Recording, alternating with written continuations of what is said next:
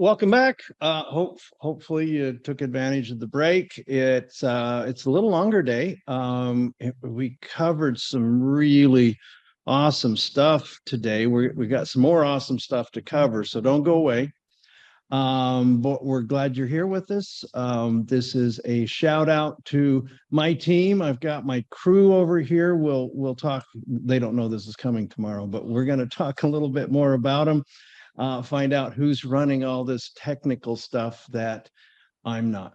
I just sit here and talk, and my family can tell you I can do that I'm good at that. And so now we're going to talk with Mike Briggs. Mike and I go back a ways, and he's here from Keystone, which is kind of involved now. There's a lot to Keystone. There's an awful lot to Keystone now. So we're going to talk about that in just a second. Right on. We've got Patrice Harris from the Nampa Family Justice Center. Thank you. Welcome. Thank you. And we go back a few years too. Not much in the intervening years, but we've met before. So thank you, and thank you for being here. Why don't we start with, if you can do this in less than 5 minutes, Keystone. Oh my gosh. Well, it's grown. It really has expanded. You've had great leadership over there. You're part of that great leadership. And so awesome. Talk to us a little bit about that. Yeah. So Lenny Jensen is the owner with his brother-in-law and his sister-in-law, and then also with his wife. They're the owners of Keystone Hospice. Well, in 2013, Lenny started Keystone House Calls and started providing care for folks that have dementia in assisted living facilities. And it was him with a couple of providers, and then he grew to a couple more. And then now he has over 6 nurse practitioners that go around the Treasure Valley into homes or assisted living facilities to provide primary care for folks that it's really hard for them to get to an outside clinic or a community clinic. So those people that it's hard for their family to get them there, or it's just hard, period, we get to go love on them in their assisted living or in their home. And they bring the clinic to them instead of them having to go to a clinic. So it's beautiful. Recently, we started Keystone Geriatric Clinic. Well, let me back up some more. Sorry. 2016, Lenny started Keystone Hospice. I told you couldn't do this in 5 minutes or less. Well, I'm going to hurry. No, you're fine. In 2016, Lenny started Keystone Hospice. Yes. We have grown tremendously. We have over 150 patients on our services right now. And for the local hospice area, we're probably the biggest in the Treasure Valley. Not to try to brag, but just the things that the ownership has allowed us to do is completely different than most of the hospices in the Treasure Valley. And also, we're not corporate ran. If we want to make a change right now, we can go make that change right now. We don't have to wait for a corporate office in Louisiana or in Utah or wherever the corporation might be held to give us the opportunity to say, oh yeah, you can do that. So it makes a difference. And I think with Lenny providing care in the Treasure Valley, he's an owner, but he's providing care at the bedside. It makes it completely different than any other agency in the Treasure Valley. So in 2016, he started the outpatient physical therapy part. So we brought Chris Carell on board, and he has the therapy group. So we do outpatient physical therapy for any age group, whether it be 5 to 105. If you have a bum knee or a bum shoulder and you need rehab, you can get that in your home. You don't have to go to a Mountain Land physical therapy or rehab authority. I'm not trying to disparage those guys, but I'm just saying, if you want a whole hour with a doctor of physical therapy, our guys can come and do that in your home or assisted living, wherever it may be. And then he started a mobile wound clinic about 2 years ago. And so we have providers that can go and debride wounds. So if it's hard for somebody to get to the local wound clinic at St. Al's or St. Luke's, they don't have to do that no more. They can be in their own home and get their wound scraped and all that fun, yummy stuff, and get their mobile wound clinic taken care of. I'm so excited about that. So we bring the wound clinic to them instead of them having to go to a clinic. And then just recently, in partnership with Dr. Danae and Lenny, they started the Keystone Geriatric Clinic. So we have 2 physical locations where anybody that's 65 and older can come to those clinics. One is not a stone's throw away from your office, just down the street, and it's in Eagle. And Dr. Danae and her other geriatric providers provide care there, but we also do it at the campus at Touchmark. So we have people that come in from anywhere in the community that can visit the doctors in those two locations. And then we'll be getting ready to open a clinic in downtown Boise on Bannock and 3rd. It's in the process of getting remodeled, and then that will get started. So I think that's the gist of everything. I was under 5 minutes. I'm exhausted, so Okay. that was Sorry. good. No, thank you. I think one of the things I'm hearing here is something that I think we've all seen a little bit is we have a demographic that's getting bigger and bigger and getting more and more underserved. Absolutely. And so you're taking advantage of this opportunity. Well, there is an opportunity here, but at the same time, providing service to and making available to a very growing demographic that needs this. And good on you, as they say it's in Lenny, Australia. Tom. Yeah. It's Lenny and Tom and Mary and Kelly. It's their Yeah. Well, it's brains. no, but it's good stuff. Dr. Desai and Eric Colette, we've talked a little bit about that. Sometimes we go to our primary care physician. Good, right? That's good for everybody to get there. Sure. But they're at a place now where they have limited time and limited resources. And so to be able to serve that demographic, this is awesome. Love it. All right, Patrice, talk to us a little bit about the Nampa family. I got to get it all right. Justice Center. Justice. I was going through all the words going, which word was that? Justice Center. Thank you. You bet. Well, we are the only Justice Center in the state of Idaho. There are several throughout the United States, but we are the only one. And so to tell you a little bit about us, our mission is trauma-informed and client-directed in order to give services for self-sufficiency, safety, and hope and healing for our clients. Oh, very good. Now, the people that we serve are do you want to jump in? I know you have a prepared little. Yeah, she's got it on there. She's got it. So Okay, the clients that I gotta quit looking at you. I'm that attractive. You just can't stop staring. It's the beard. So we'll probably discuss a lot about the elder abuse, but we do serve domestic violence. Very good. Sexual assault. Very good in that it's being served, not that that's happening. Right. It is almost incomprehensible that it's happening, but it is. We need to do something. So those that are involved in domestic violence, sexual assault, child abuse, elder abuse, sex trafficking, we just have a new task force. Because that doesn't happen in Idaho. It's extreme. In fact, if you heard on the news, we were part of the task force that took it down just 2 weeks ago. It's here in our valley, very rampant. Super sad. So, and the other is stalking. So if you are involved or have had those type of abuses, that's who we do serve. So we do not serve offenders or perpetrators of those abuse. Oftentimes we do get calls for that, but we have to decline. You can't do that. Well, just for the safety of our clients. Well, you got safety, you got a conflict of interest. The lawyer over here is just going, no, you can't do that. Yes. But we get that probably weekly. So we have to be very careful. That's actually not surprising. It's terrible, but it's not. Yeah. It should be surprising. So the beautiful thing about the Justice Center is that it's different from others that help with domestic violence and such, is that Angela Weeks was a police officer, and she was out on the beach. She saw children being killed from abuse. She saw sexual assaults. They had no place to go. They talked to the police officer, and that was the end of it. Well, and the police officers were not unsympathetic. No, but But- they weren't fully trained Equipped. also. They're, yeah, not equipped, and there's only so much time in their day as well. Mhm. So, yeah. So she saw a need for that. And so she started this foundation. The nice thing that is different about us is that we brought on-site partners.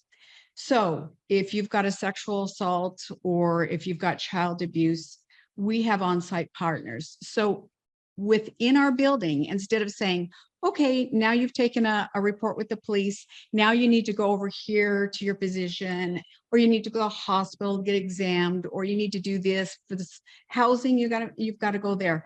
So she has gathered all those. So within our building alone, we have CPS, which is Child Protective Yeah. Services. So we've got them right there. We've got probation and parole. We've got APS, which is Adult Protective Services. We have Nampa PD. So if they need to make a report and they can't do it in the home because the offender's in the home, we have them come in and sit next to them while they make those reports. We have St. Luke's Cares, which take care of our babies that have been abused.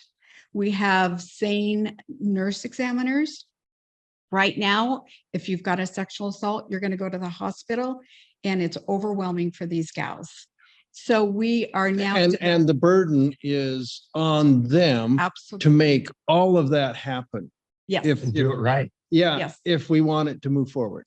Yes, and so now we're shortly, I'm hoping in the next month or two, we're going to have our SANE nurses, which is the sexual assault examiners, within our building. So they don't even have to go to the hospital. And we have specialized advocates that will give them follow-through resources, case management. We have 2 counselors there, one for little ones, one for the rest. We have advocates that specialize. So we have our sex trafficking advocates. We have the elder advocates. We have just generalized domestic violence.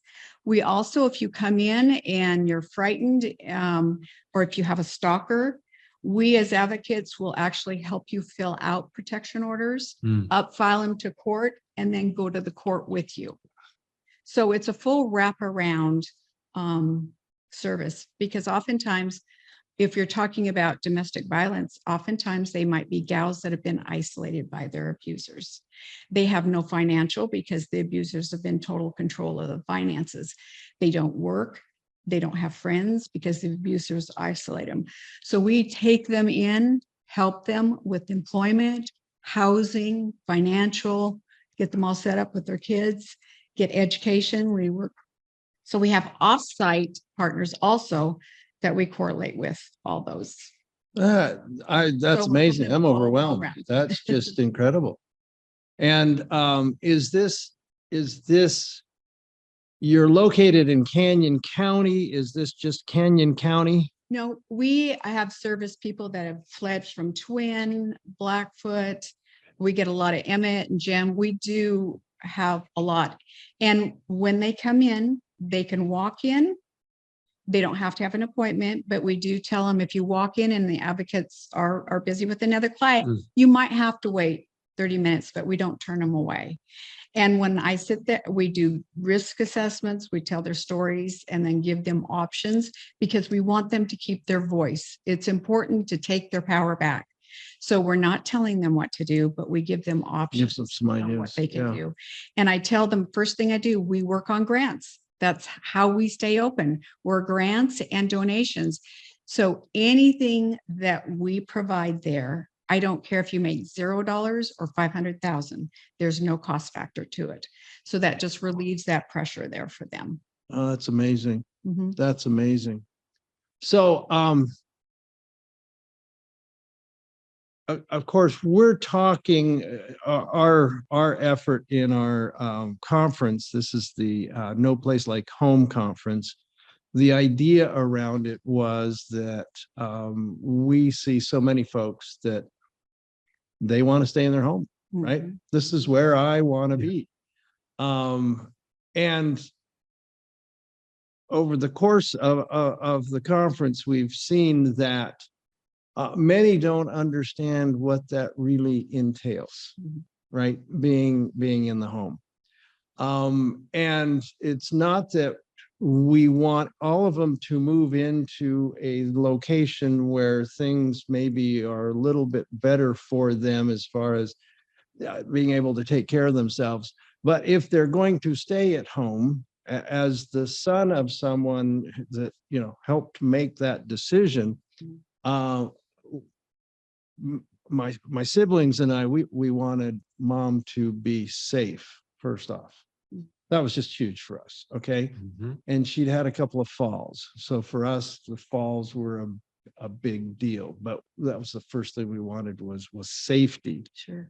But then the second part of that is a high quality of life, right? Something that's enjoyable. Sure. Now, mom had the benefit of 7 kids and 30 something grandkids and a bunch that lived closer by. And so that was very helpful. But not everybody has that. So then they have to go about making or thinking through things that will help them to be safe and taken care of. So if you would get us focused in on maybe those that are 65 and over, what will they see?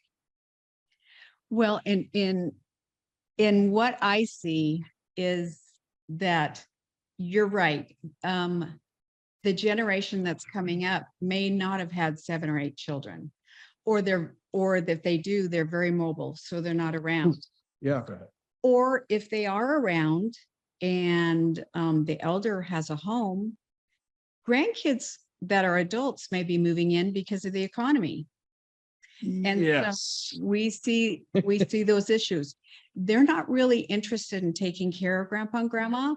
They want to eat there and they want to play and have free rent.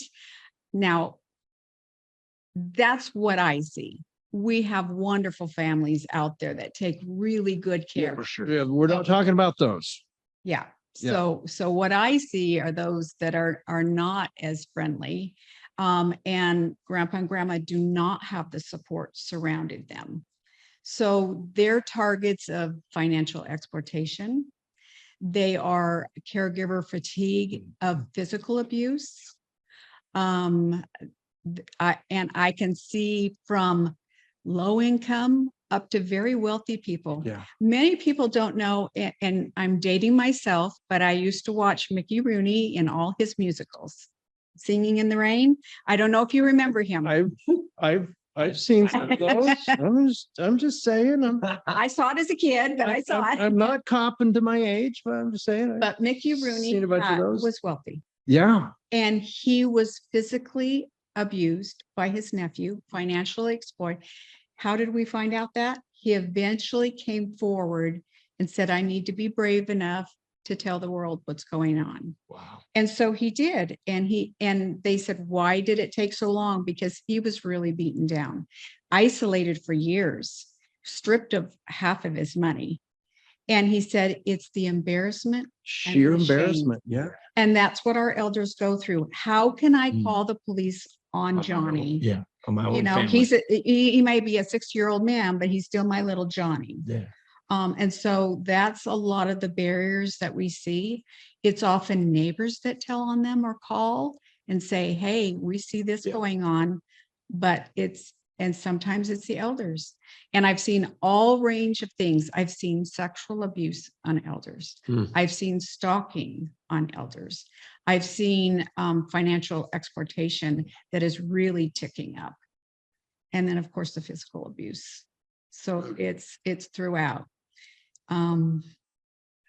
It's heartache to see. And the big thing is, and I bless you for what you do, because what I see a lot of the financial exploitation is, well, hun, I think I'm going to give you all my money because I can't do the checkbook anymore. Yeah. And you know what? I might as well sign over the house. And we had a recent case. Oh, I know. That was all done. And then guess what? The daughter's getting a divorce. Now the ex is going to get everything of the parents. And so we see those types of things. Or you just have a child or a grandchild that's just greedy and said, well, they Yeah. signed it over. They're old. They're not going to be around very long. So Okay, so this is a question maybe the two of you can pound through together for us, and that is, Mike, you're in a bunch of homes. You got people in a bunch of homes. Yep. Um, have you guys done training to kind of keep an eye out for some of this stuff? Absolutely. We have to, because we're providing care for people in their homes. And so with her saying these things, I'm like, yeah, we see it as well, which is sad. The biggest thing that drives me bonkers is when I am going to help a family out and the family's not willing to pay anything for caregivers. They're not willing to do anything for mom or dad because they're worried about their inheritance. Oh, yeah. And it really irritates me. It really hurts my soul because I've told my parents this. I said, you guys don't owe me nothing. You gave me earth. You gave me this opportunity at life. You paid for me for at least 18 years so that I could have a great productive life. I've never asked my parents for money in my whole entire life after I turned 18. Well, before that, because I had a job, but I want my parents to get the very best care. And I want the patients that we care for to get the very best care. So it hurts when a family member says, oh no, we can't pay for caregivers, even though it's going to help them be safe, like you're saying. And so our social workers have to go in there and set those boundaries. They've got to say, no, you need to step up here and use your parents' funds to be able to make sure that they're safe in their home and make sure that they have the adequate care that they need and they deserve. It's sad, the stuff you see, but for the most part, there's a lot of families out there that do a fantastic job. Yeah. And take great care of their loved ones, which I love seeing that. Well, we've been fortunate as well in our practice that we have the families that are all on the same page. But occasionally, Yeah. we had one gentleman who I promptly kicked out of the conference room who said something about, my money or our money. And I was like, no, we're done. You're out of here. yeah. And the parents were a little chagrined. They were just kind of like, well, wait a minute. I go, no. I mean, if you want him back in here, I will recommend you to another attorney, but I'm not going to work with that. And I would imagine there was a little bit of exploitation. The sisters, okay, it was a guy because they're idiots. I don't know what to tell you about them. Sorry, guys. Yeah. It's just, we see that a lot. And he was talking about, his money. I kicked him out. I kicked him out of the room. And the sisters were like, their eyes got really big when that happened. And I was like, okay, that's not the only one, but that's one that really stands out. Sure. We don't have to. And isn't that terrible that we don't have to? But yes, we do. We try to work really hard with moms and dads to listen, let's put this together, which kind of brings me to a question then, again, who do we need on our team? If we put our team together, I'm getting older. Okay. I know you guys aren't, but I am. And as I get older, who should I have on my team to, pay attention to that? Someone who's like, okay, boy, I noticed that there's, your check balance is down $25,000. And often it can be the kids or one of the kids. Anybody else that we should be thinking about? Well, I think we really need to educate police officers because they get called to go in there. We need to educate bankers. If they see something, they need to report that or alert somebody. We need to alert doctors. What do they look for?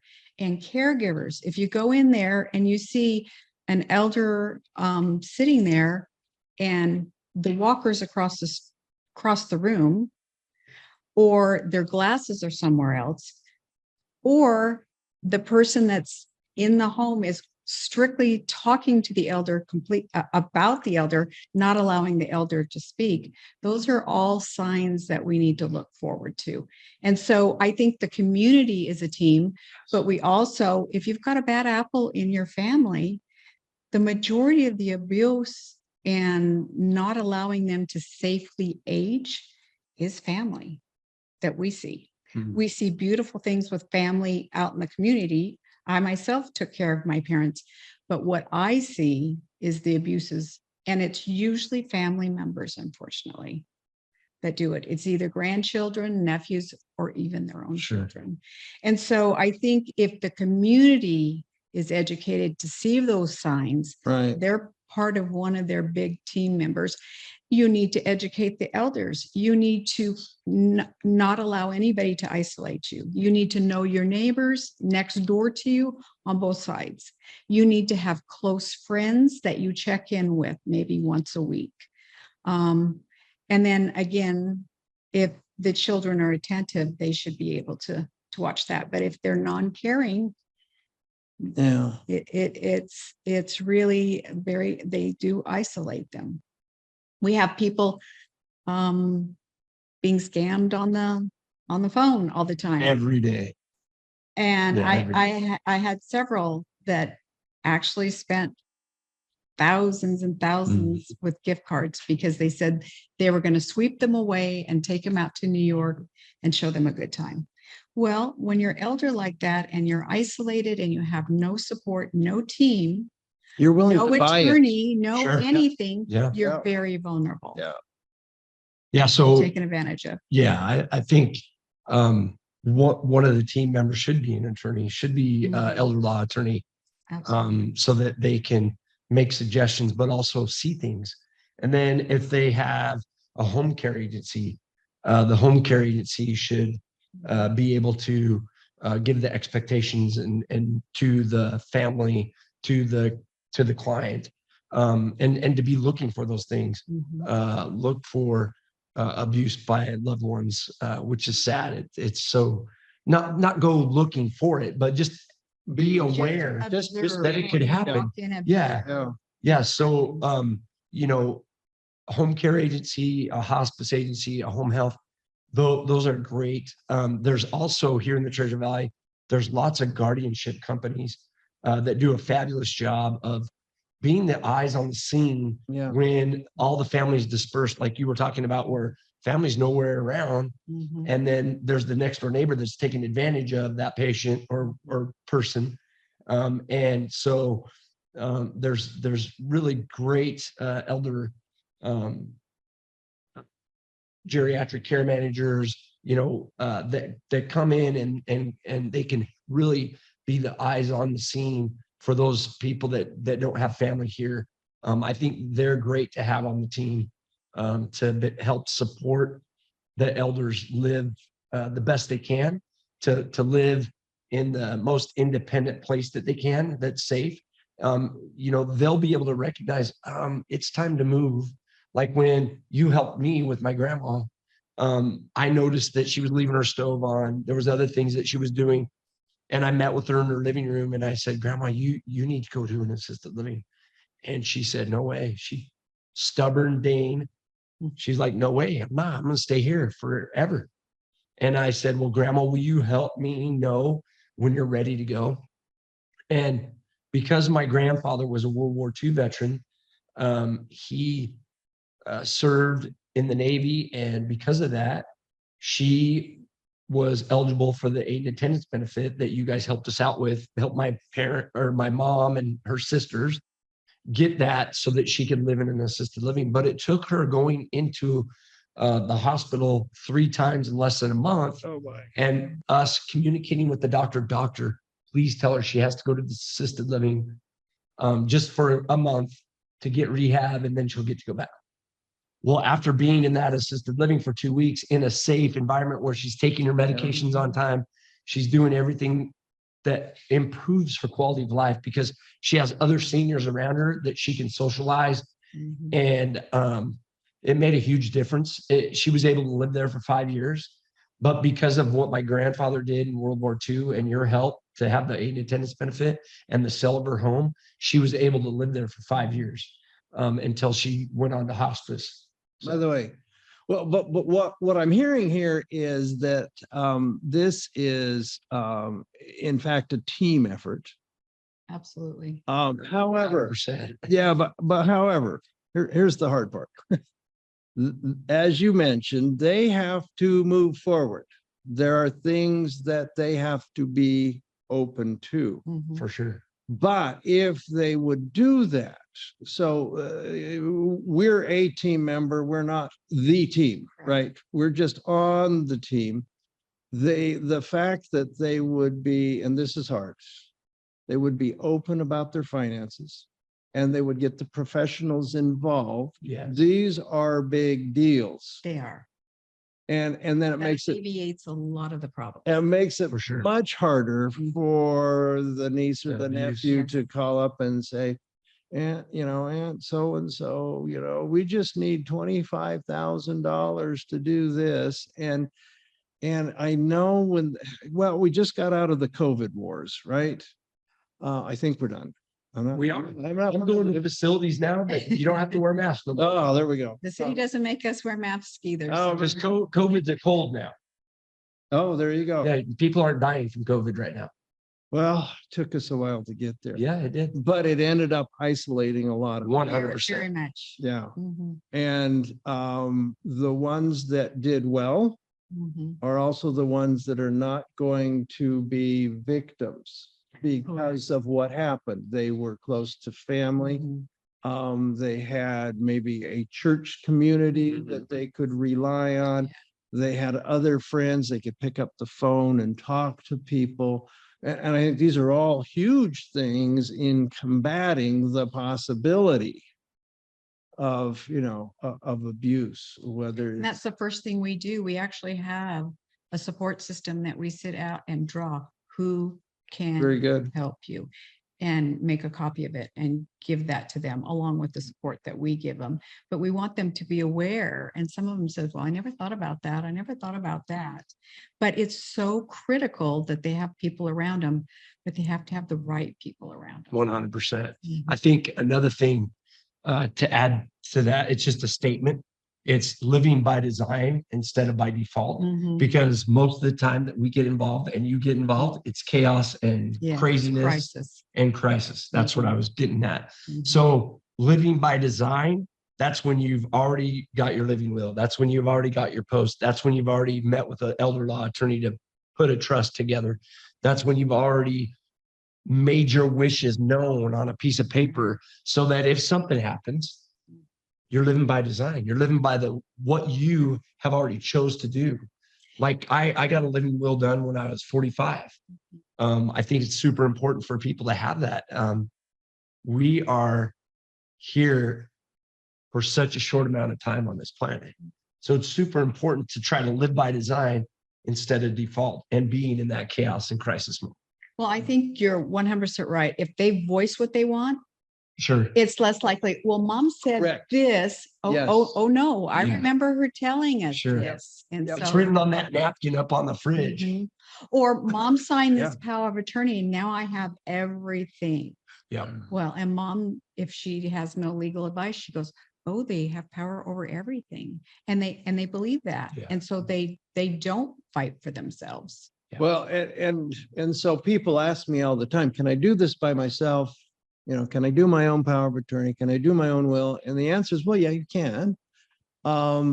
But one of the things that you don't get when you do it by yourself is the opportunity for one of the kids or grandkids to come in and help with it. Mhm, And that's a dangerous situation. mhm.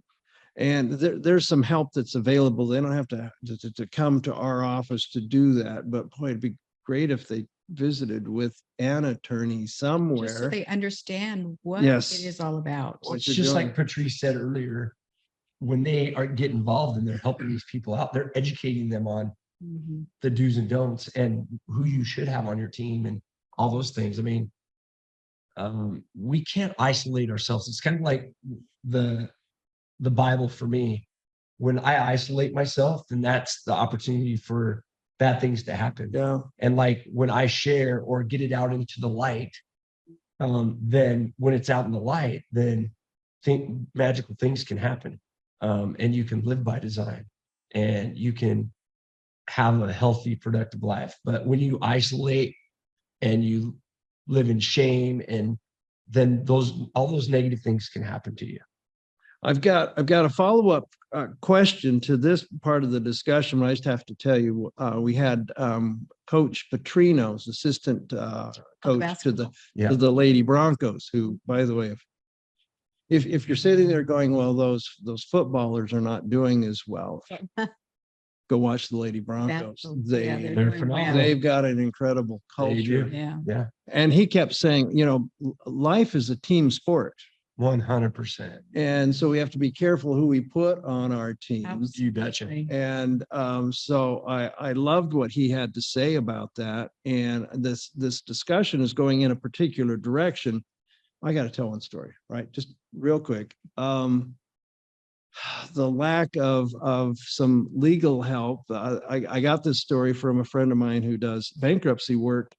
And this little lady, it was just her and her daughter. And she put her daughter's name on the house, put her daughter's name on the checking account. And now the daughter didn't know. So that was one interesting thing. But didn't know she had done that? No, she didn't know that mom did that. Okay. Here's the next step. She filed for divorce, not knowing that she was on, or filed for bankruptcy, not knowing that she was on these things. And I think they finally worked it out, but they had to go in and convince a judge, right, that she didn't mean to anyhow. So long story, that's messy. Yeah. So maybe somebody's listening. Maybe somebody's got a family member in this situation. Maybe they're in this situation themselves. But when you're out there, or one of your peeps is out there and they see something, well, what's a good next step? And knowing the Mickey Rooney story is absolutely on point. He put up with it and lost a ton of money because he couldn't move forward. So what can we do? How can we get, what's the next step? So when our social workers come into the home and they see something like that, they will notify APS, and then APS will get involved. And but some people don't want APS in their house. Yeah, but we're healthcare providers and we have to, it's mandatory. I know, but they're sitting there going, well, I don't want them. And I don't know that they always tell them the truth. And that's okay, because then the APS does their job. And got it. Okay. And so when APS gets involved, I've had this happen so many times. There was a couple, this was a long time ago when I worked at 2 agencies ago. So it was probably about 15 years ago. There was this couple that lived up off of Lake Hazel and Cloverdale by my parents. And I go in there and this gentleman is taking care of his wife. She's got Alzheimer's dementia. And they're old, they're probably in their 80s. Brilliant human being, like off the charts on genius. Like he was a genius. He's one of the, like a true genius, not like me. Yeah, exactly. Okay, a true genius. Well, his son was like the owner of Google Russia, and like he was a genius as well. Went to Stanford, and anyways, there was stuff in that home that was not pretty, like feces all over the place. He was burning the used pens in their fireplace, so we had to report that. Yeah. Well, APS goes out there, and they're like, "Well, there's nothing we can do. They want to live that way. They've made that decision to live that way." And that was long ago, so maybe it might be different now. No, and it happens. No, it is the same. Okay. Yeah. Isn't that horrible? It is. And you're sitting there going, no, you don't. Yeah. And a lot of people need to know that they think APS is like CPS. Okay, we're going to take them, get them out of there. They do not function the same. Yeah. No. Well, there's this thing you probably remember. It's called the Constitution, and it protected some personal rights. And so That's I- They're very careful. Which is pretty important. Oh, I've done the conservatorships and we walked in and we explained to the judge the decisions that a person is making and the judge goes, yeah, they can. Yeah. If they can make good decisions, Sure. I don't get involved. And I got, the first time I did that, I was like steaming. I Yeah. was, For sure. no, so That's that, right. that happens. But so the first thing though, is for you guys, we bring in APS. Mhm. And hopefully as they do their job, then will APS get you involved at some point? APS does send referrals to us. And so, and usually when they do, it's because they can't do anything. Right. They're at Like that what- point. So they say, Exactly. hey, we really feel for this, but for our restrictions, we can't do this. We're able to do more. Got it. And so that's when it comes to us, and that's when we contact and go into action. And that. help them to make a good decision. Yes.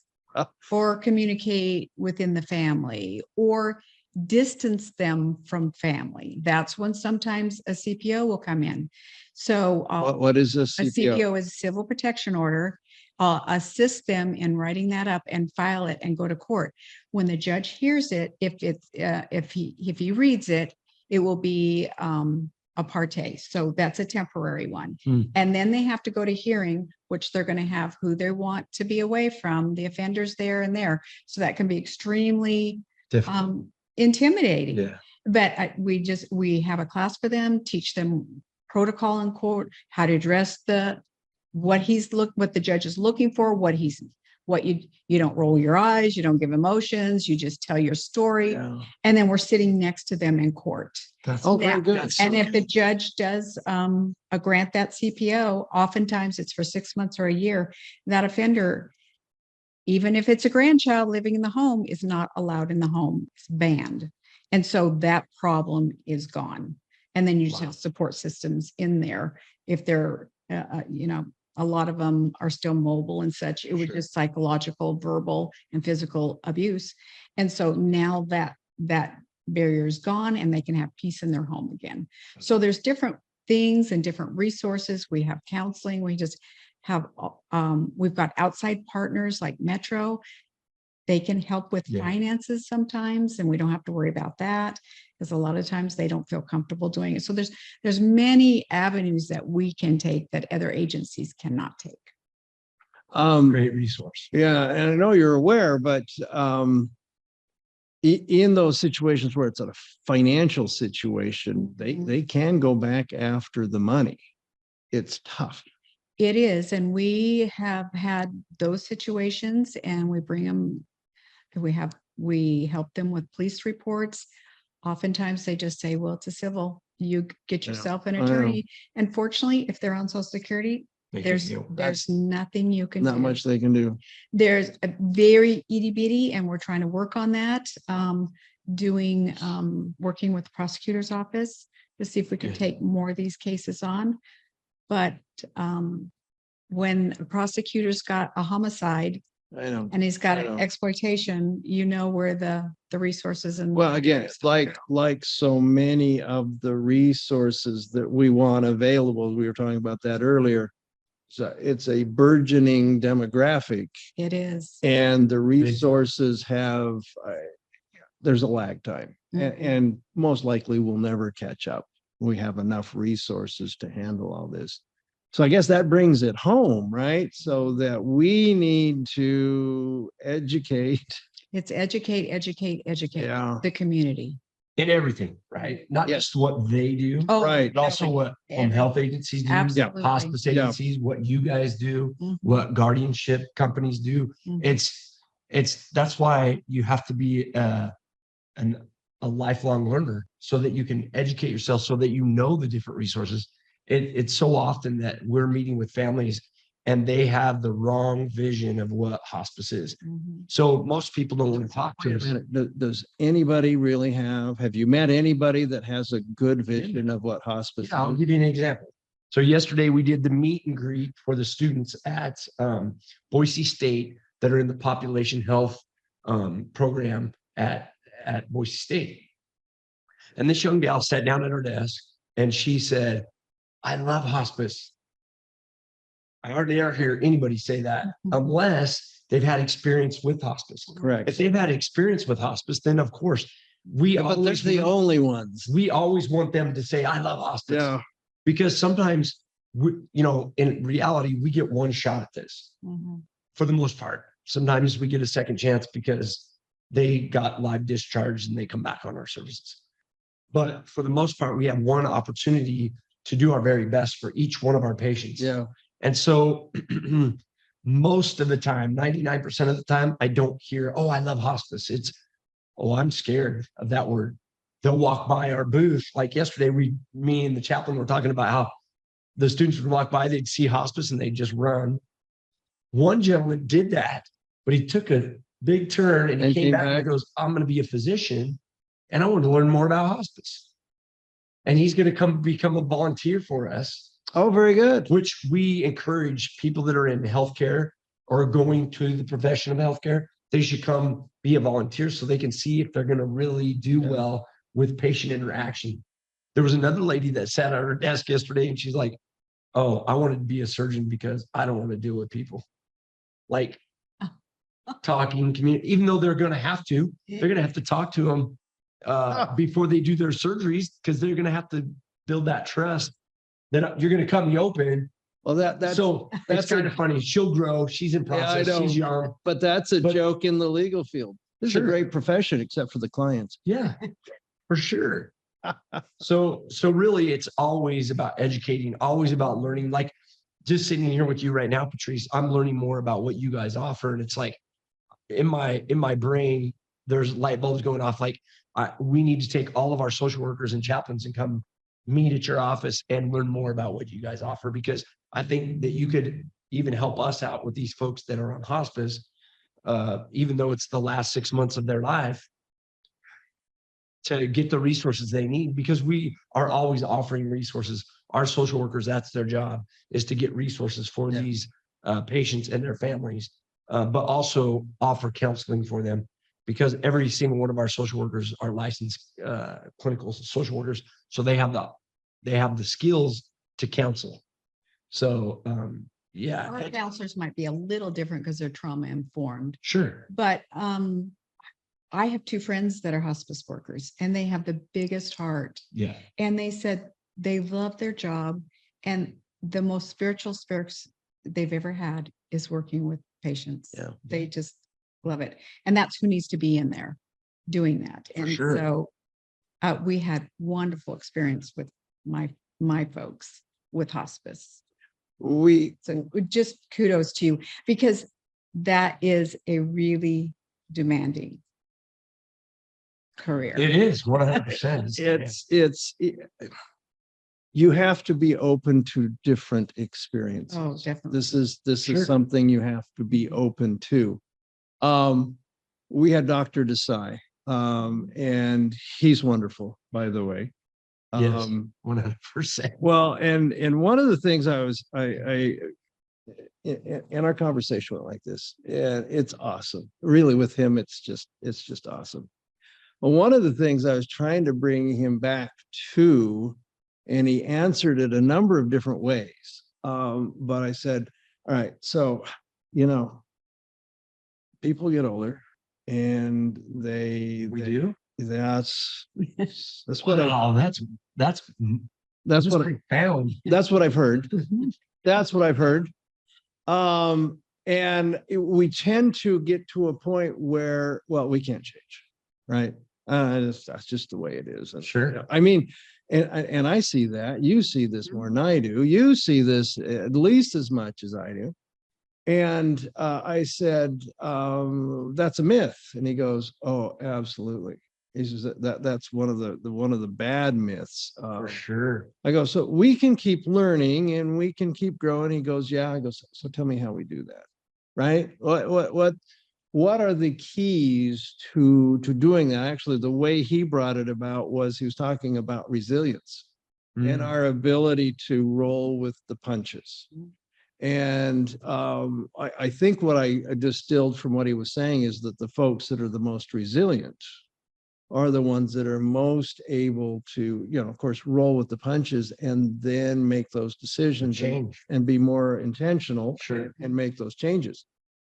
And so those are the people that, and he said one of the things that really fights Alzheimer's is education. Getting the brain working, getting educated. So what we're talking about here really fits into this overall, keep learning. You don't know it all. So you don't sit in front of the TV? Well, he has Darn, huh? he has a lecture that he likes to give about turning the TV off and turning the yes. screens off. Yes. Amen to that. And he was talking about anything that gets the brain moving. And then following that up with some activity, got to do something. Physical activity. Yeah. Yeah. Yeah. Well, even if it's not a huge exercise, this Just is that. walking, like you guys were saying, Nature walk. going out and walking in the morning and looking at the sun. Yeah. There's proof in that it's stimulating the brain, but it's really good for the brain to get up and go for a walk right off the bat. Well, That's exercise. yeah. You don't have to go do a HIIT workout and get a sweat going to be called exercise. Exercise is moving your body. And I would suggest that in the case of education, taking the class that pulls you out of the house is activity, right? Yeah. Now you're following up your education, you're learning with something physical. I know it's not huge, physical activity, but it's something, and it's not sitting in front of a screen. Well, last night I participated in a Bible study. I have been for the last few Wednesdays, but that's stimulating my brain. It's making me work. And you guys also commented about getting out of your comfort zone. That is another thing that forms resilience in our life. But I was driving yesterday going, gosh, I gotta be a lifelong learner. I have to. Well, I think everybody does, not that they want to, but look at the risks of those that don't pay attention. Yes. And I think the other thing he mentioned was your social network. Much harder to take advantage of somebody that has this group that's taking care of them. Well, listen, I'm looking at the clock. It's time to shut this down. That goes way too fast. There's still lots to talk about. But thank you for being with us today. Great information. Mike, you do a fantastic job. I know that. I know that personally. Thank you. I was both depressed and encouraged to hear about the Justice Center. I love the fact that it's being brought all together, because these are people that have been taken advantage of, and then we throw this out here and said, well, here's the 10 things you have to do. Yeah. And the fact that you're making that available to them. Need a wraparound service for them. Yeah. Yes, I love it. I love it. Thank you so much. And we'll do this again, because our encouragement is for those who feel that they need to stay in their house and that they need to age there. I'm okay with that, as long as they take appropriate steps. Safety. Absolutely. It's number one. When mom made that decision after a couple of falls, oh my gosh, all of us kids were like, just a relief. Yes. And we knew somebody was keeping an eye on her, that she was eating better. Peace of mind. Oh my heck. We can do that at home. Yeah. But it's work. But we need to know the timetable. Yeah. Yeah. And just be wise about it. Yep. And loving. For sure. Realistic expectations. All right. Thank you. We're on again tomorrow. We got more stuff. We've got Detective Fritz in the morning. He's going to talk to us about protecting ourselves a little bit more. Some scams. We share stories. He's got way more than I do. Yeah, they're out there. They're definitely you probably got a ton of stories. Yes. Oh my gosh. We should get the two of you together sometime and and exchange stories. Yeah. So join us again in the morning. And I'm checking out without getting the signal that it's time to do that because I was looking at the clock and it's time to go. Thanks. Take care.